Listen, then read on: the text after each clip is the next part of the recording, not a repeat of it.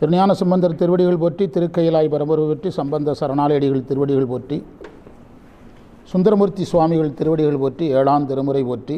திருப்பனையூர் தலம் 87வது பதிகம். பொருள் 8வது மந்திரம். பொருள்: மாடம் மாளிகை கோபுரம் இவைகளில் மண் பொருந்திய மத்தளம் அதிர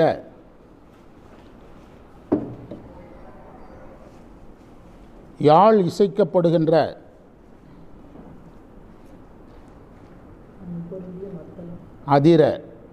யாழ் இசைக்கப்படுகின்ற யாழ் பண்களை இசைக்கின்றன்னு கொடுத்துருக்காங்க. யாழ் பண்களை இசைக்கின்ற வயல் சூழ்ந்த தலம் இந்த தலம்.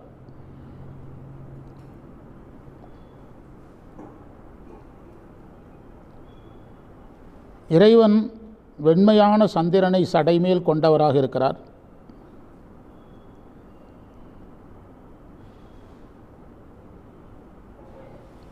தேவரும் மக்களும் தொழுமாறு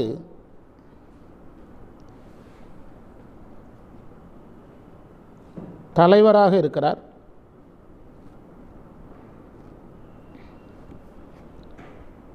அவரே அனைவரை விட அழகானவர். அவரே அனைவரை விடவும் அழகானவர். குறிப்புரை: மத்தளத்தில் மண் பூசுவார்கள். அதற்கு மார்ச்சனை என்று பெயர்.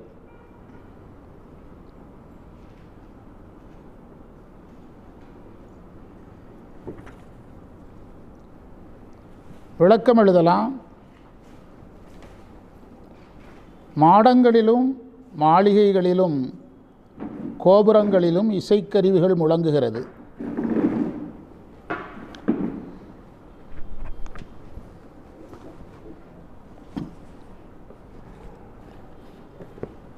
அறநூல்களில் சொல்லப்படுகின்ற இசை கலையாக பார்க்கப்படும்.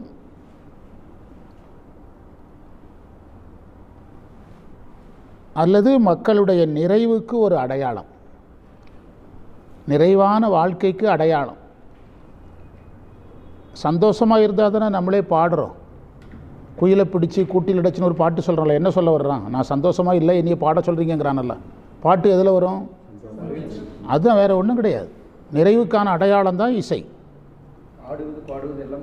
ஆமாம், எல்லாமே நிறைவுக்கான அடையாளம். இப்போ ஒரு கிராமத்தில் திருவிழான்னா அவன் இசை நிகழ்ச்சி ஏன் வைக்கிறான்? அவனுடைய மகிழ்ச்சியை எது மூலமாக வெளிக்காட்டுறான்? இசை மூலமாக வெளியே காட்டுறான். எனவே இசை இங்கே நம்ம பேசுகிறது சோக பாடல்களை சொல்லலை, இனிய பாடல்களை சொல்லிகிட்டு இருக்கிறோம். அப்போ சினிமாவில் சோக பாடலையும் சந்தோஷத்துலேயே பாடுறாங்கன்னு கேட்கக்கூடாது. இனிய பாடல்களே சொல்லிகிட்டு இருக்கோம். ஆனால் சமய நூல்களில் இசை என்பது சாதனங்களில் சேரும். சாதனம் அது வேறு, இது வேறு. அங்கே கலை, இங்கே சாதனம்.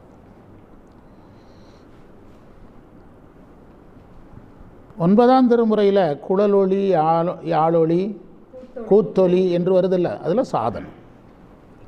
திருமுறையில் இசைகள் எல்லாமே பொழுதுபோக்கெல்லாம் கிடையாது, சாதனமாக வரும். அதுவும் ஒரு சாதனம்.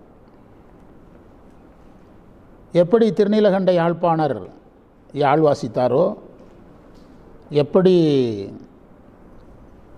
என்ன புல்லாங்குழல் வாசிக்கிறார்ல யார்? ஆனாய நாயனார். அதுபோல் நம்ம எடுத்துக்கிடணும். அப்போ இந்த இசைக்கருவிகளை கொண்டு மக்கள் அறத்தில் நிறைவாக இருந்தார்கள், சமய சாதனங்களை செய்தார்கள்னு முடிவுக்கு வரணும். மக்கள் அறத்தில் நிறைவாக இருந்தார்கள், சமய சாதனங்களை செய்தார்கள். யாழ்களில் பண்களை இசைக்கனே வந்திருக்குது. யாழில் பண்பாடுறாங்கங்கிறார். ஆமாம். பிறகு வயல்கள் நமக்கு தெரியும், சாதனத்தை குறிப்பது. சந்திரனை சூடியிருக்கிறாரு, அடைக்கலம் கொடுப்பது.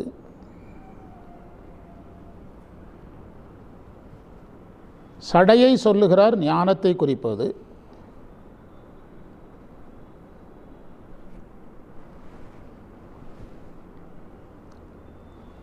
விண்ணவரும் தொழ மன்னவரும் தொழ என்று சொன்னதுக்கு காரணம், இப்போ கூட நம்ம மேல்நிலை வகுப்பில் ஒரு பாடம் படித்தோம், ஒரு முக்கியமான பாடம். என்ன பாடம்னா, நரகத்தில் போய் அனுபவிக்கலாம் துன்பத்தை, ஏதோ அனுபவத்தை சம்பாதிக்க முடியாதுன்னு படித்தோம். சொர்க்கத்தில் போய் இன்பத்தை அனுபவிக்கலாம், புதிய அனுபவங்கள். உய்தல் என்பது கைகூடாது. உய்தல் எங்கே தான்? அதைத்தான் இங்கே சொல்கிறார். அதாவது விண்ணவர் தேவர்கள் விண்ணில் இருந்தாலும் உய்வதற்காக இறைவனை தொழணும், பூமிக்கு வரணும். விண்ணவரும் மன்னவரும் தொழனா, விண்ணவர் எங்கு வந்து தொழ? மன்னிக்கு வந்து தொழ. புவனியில் போய் அந்த மந்திரத்தை இணைச்சிங்கன்னா வேலை முடிஞ்சுது.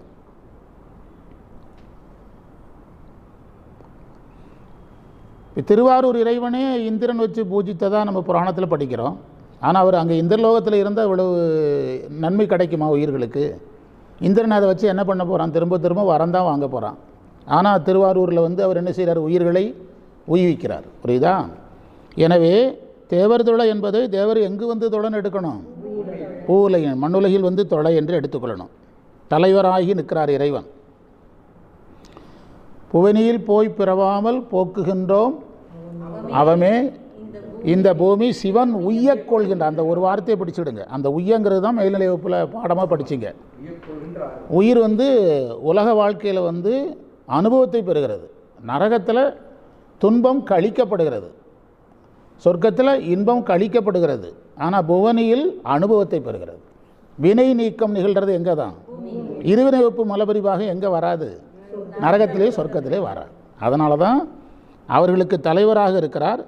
அவர் அழகானவர் என்று சொன்னதன் பொருள், அழகானது என்பது சொன்னதனுடைய பொருள் இறைவனுடைய அருளை குறிப்பது. அருளுக்கு பேர் தான் அழகு.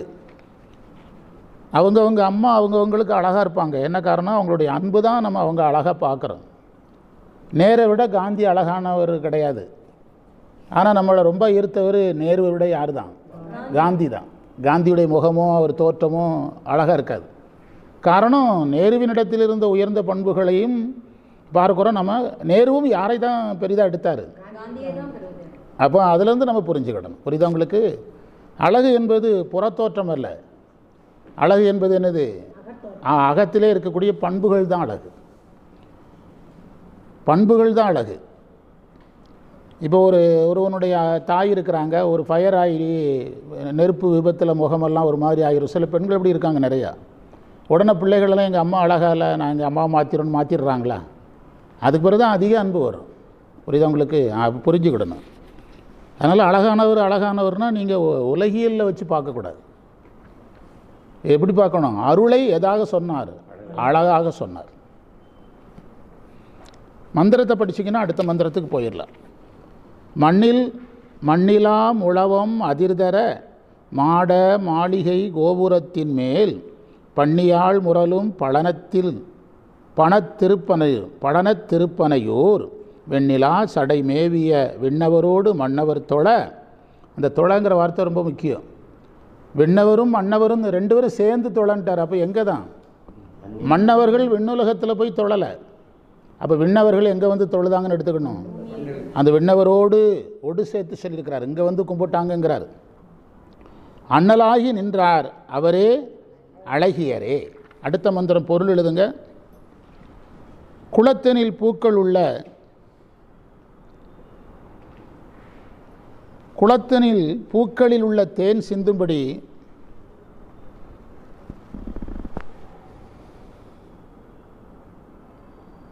குரங்கின் கூட்டம் குதிக்கிறது.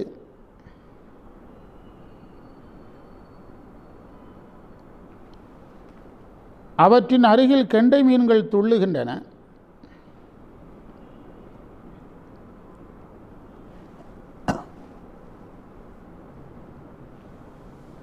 இத்தகைய வயலுடையது இந்த நகரம், திருப்பனையூர் என்ற திருத்தலம்.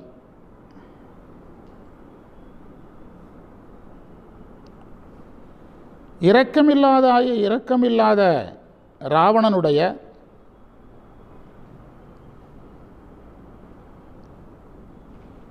பத்து தலைகளும் 20 தோள்களும் நெறியும்படி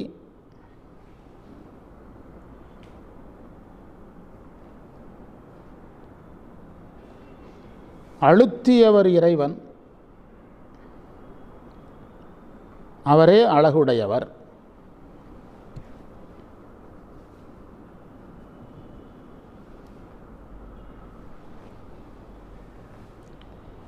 மலர்கள்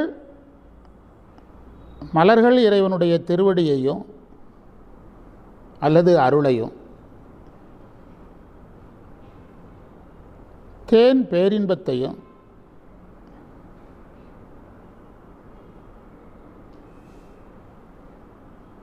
குறிக்கின்றது.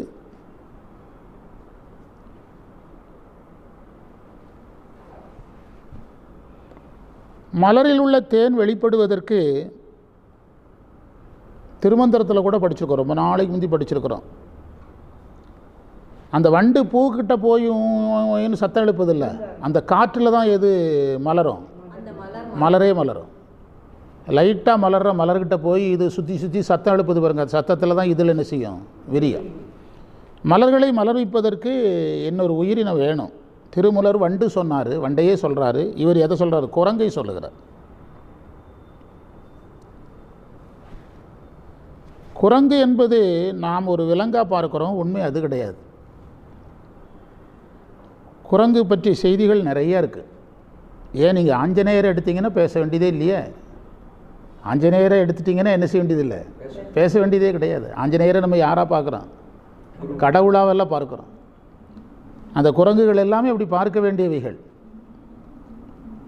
அதனால் குரங்குங்கிறத நம்ம சாதாரணமாக எடுத்துடக்கூடாது. அதாவது அறிவியலாளர்கள் என்ன செய்கிறாங்கன்னா, குரங்குகளுக்கு தவம் செய்கிற குணம் உண்டுங்கிறாங்க. அவரே தவத்தில் தான் இருக்கிறார். அந்த இவருடைய புக்கு படிங்க, நம்முடைய அண்ணாமலையில் இருந்தார்ல சாமி, நம்முடைய ரமண மகரிஷி. குரங்குகள் சண்டையிட்டு கொள்ளும், தோற்று போகிற குரங்கு போய் தனியாக குகையில் உட்காந்து தவம் செஞ்சுட்டு வந்து சண்டை போடுமா. குரங்குகளுக்கு என்ன குணம் உண்டு, தவம் செய்கின்ற குரங்குகள் உண்டு. ரொம்ப யோசிக்க வேண்டாம். குரங்கு வெளிப்பட்ட தலம் இருக்கா, பிற எதுக்கு யோசிக்கிறீங்க, யோசித்து தானே நம்ம கெட்டு போனதே. குரங்கு அணில் முட்டம், குரங்கு சிவபக்தர், முடிஞ்சுதா? அப்படி எடுத்துடுங்க. அப்படியே நகர்த்தி குரங்கை சிவபக்தராக எடுக்கணும், குரு வரைக்கும் கொண்டு போகலாம். எதை? ஆமாம், பேரின்பத்தை வெளிப்படுத்துவது யார், குரு. குரங்கை எது வரைக்கும் கொண்டு போகலாம், ஆஞ்சநேயரே யார் தான், ஆஞ்சநேயரே குரு தான். ஆமாம் ஆமாம், குரங்கை குரு வரைக்கும் கொண்டு போகலாம்.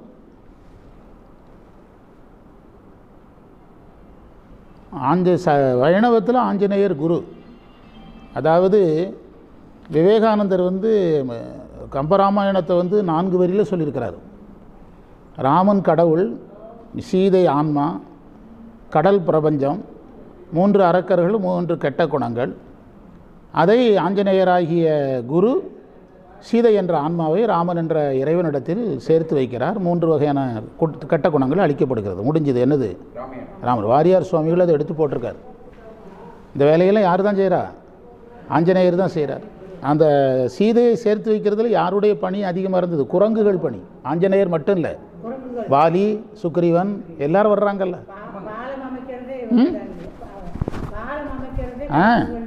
ஒரு சாமியே மனிதனாக பிறந்து வாளோடு இருந்தார் தெரியுமா? ஒரு சாமி இந்தியாவில் இருந்தார், அவருக்கு வால்லாம் இருந்ததுங்க.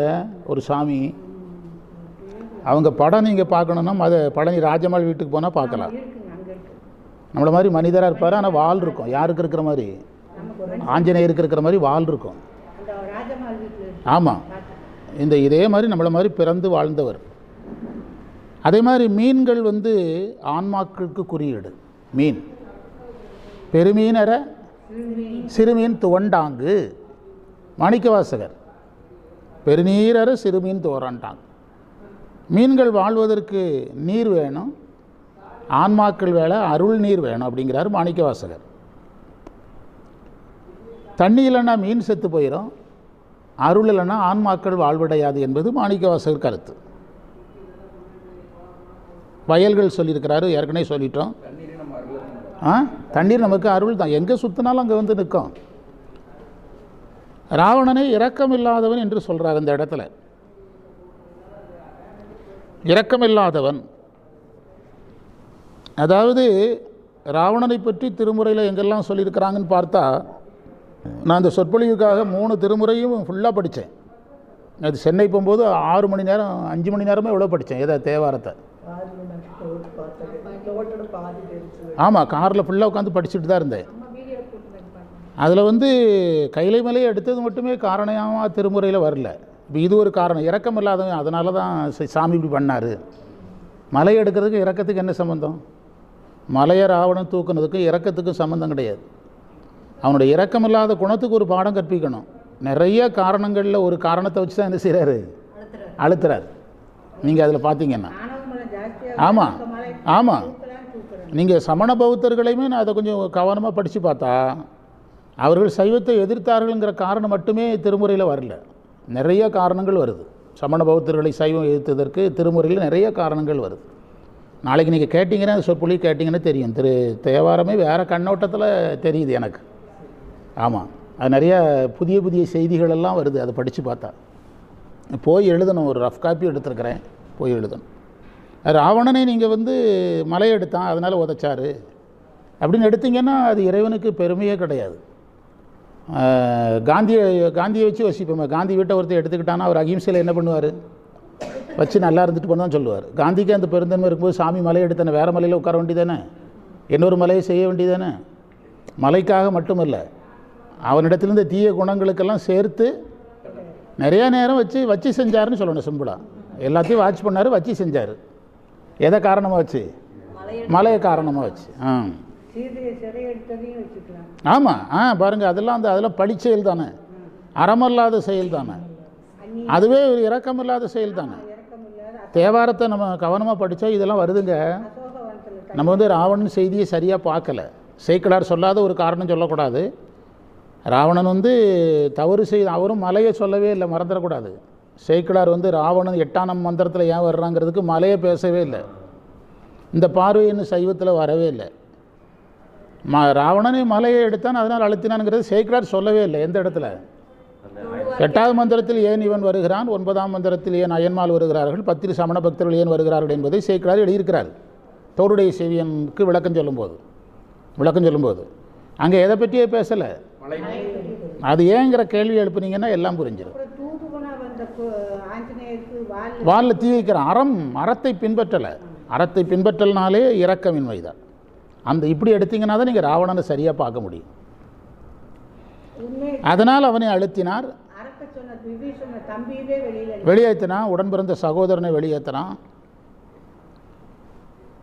பிறகு அறம் சொன்ன யாருடைய அறத்தையும் கேட்கலை, மனைவி சொன்னது யார் சொன்னதையும் கேட்கலை. நான் தேவாரம் நிறைவு பண்ணுறோம், அடுத்த பகுதிக்கு போகிறோம்.